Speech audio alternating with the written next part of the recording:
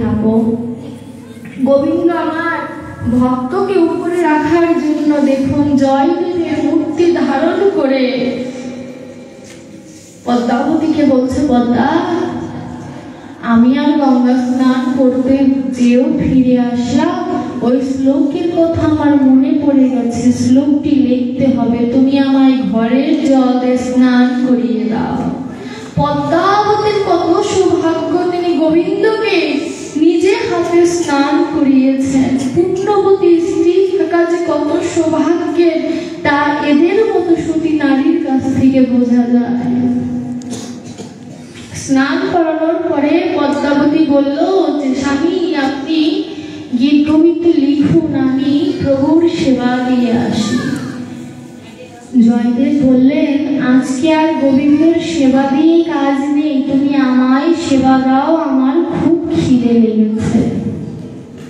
পদ্মাবতী বলে, একই স্বামী, এমন কথা তো তুমি কোনোদিন বলনি, আজ কেন এমন কথা বলছো? পাপের কথা বলো না স্বামী, তুমি না গীত গোবিন্দ লিখছো, তোমার কাছ থেকে জীব শিক্ষা নেবে, তুমি এই কি কথা বলছো? আমি এই পাপের কর্ম করতে পারবো না।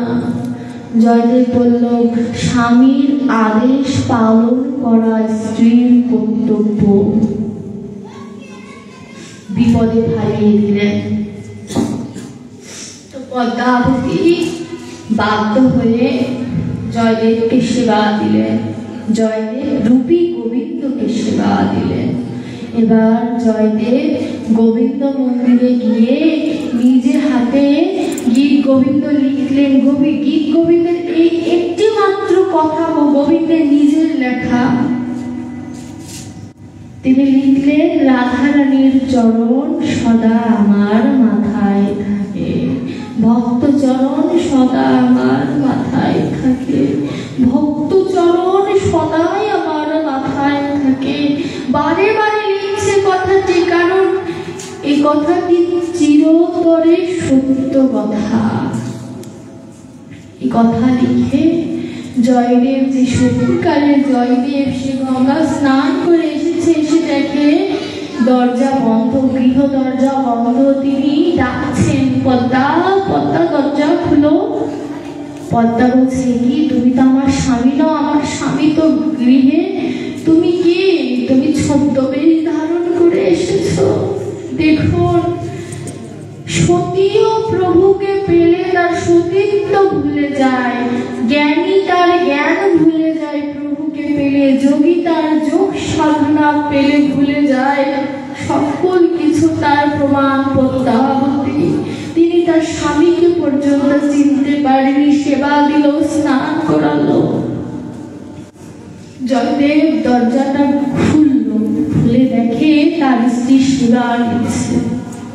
তো জয়দেব বলল, এর জন্যই তুমি আমার সাথে চতুরতা করছো, তুমি আমার আগে সেবা নিয়ে নিচ্ছ, তুমি অসতী হয়ে গেছো। জয়দেবের এ কথা শুনে বললেন, পদ্মাবতী, আমি তো তোমাকে নিজে হাতে স্নান করালাম, সেবা দিলাম, তুমি গীত গোবিন্দ লেখার জন্যই ঠাকুর ঘরে গেছো, দেখো এখনো দরজা বন্ধ, আমি দরজা খুলিনি। জয়দেব দেখে দরজা খোলার সাথে সাথে কোনো একটি আলো বিগ্রহের সাথে মিলে গেল, আর সেই গীত গোবিন্দের মধ্যে লেখা, ভক্তের চরণ সদা আমার মাথায়। গীত গোবিন্দকে বুকে জড়িয়ে ধরে জয়দেব বলছে, প্রভু আমি অপরাধী, আমি এ কথা লিখতে পারলাম না, তুমি এসে লিখে গীত গোবিন্দ সম্পূর্ণ করে গেলে।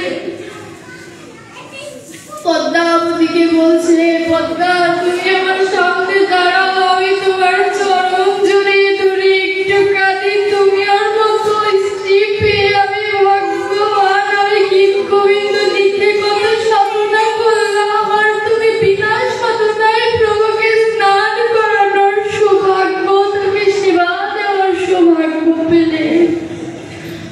পদ্মাকে জিজ্ঞেস করছে, আমার প্রভু কোথায় স্নান করেছিল, কোথায় সেবা নিয়েছিল?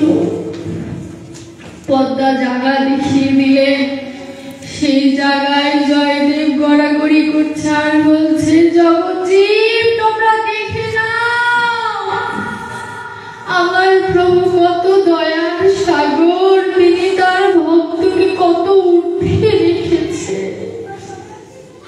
দয়ালু স্বর্ণম ব্রজে, তার মতো দয়ালু ত্রিভুবনে তুমি কোনো পাবে না।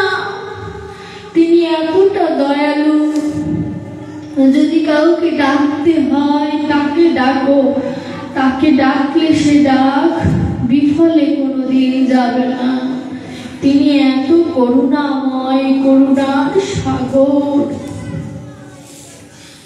কিন্তু আমরা আমার মতো অধম প্রভুকে ডাকি না। প্রভু বললেন, সব পাপীর ক্ষমা হয়, জ্ঞান পাপীর কোনো ক্ষমা নেই। জ্ঞান পাপী কে? যার মধ্যে ভগবত জ্ঞান আছে, যিনি জানেন সত্য মিথ্যার বিষয়বস্তু, যিনি জানেন কোনটি করলে পাপ হয়, কোনটি করলে পুণ্য হয়, তিনি জ্ঞানী, প্রাথমিক জ্ঞানী। যিনি গীতা ভাগবত অধ্যয়ন করেন, তিনি শ্রেষ্ঠ জ্ঞানী। সেই জ্ঞানীদের দ্বারা যদি ভুল হয়, সে ভুল আমি ভগবান ক্ষমা করি না। আবার করি যদি কোনো ভক্ত তাকে কৃপা করে। তাই আমার মতো অধমের কোনো গতি নেই ভক্ত ছাড়া। তাই আমার ভক্ত চরণে নিবেদন, যদি সেই জীবনে এসে ওই পারের করে যদি কম করে, আপনারা আমায় পার করে দিয়ে প্রভুর কাছে আমার হয়ে আপনারা নিবেদন করে, এটুকুই প্রার্থনা আপনাদের চরণে।